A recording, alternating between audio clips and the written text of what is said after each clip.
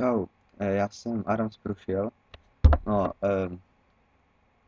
řekl jsem si, že se sadím s kamarádem, že s ním jednu lžičku pepře. On mi jako každopádně nevěřil, ale já jsem řekl, že to udělám. A on mi jako pořád nevěřil, tak jsem si řekl, že to nahraju na video a pak to dám na YouTube. No, takže.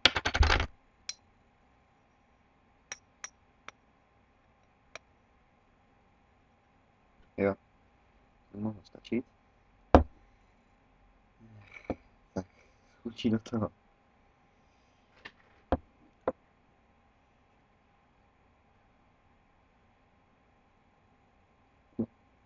Ah. To by... Ah. Ah. Ah.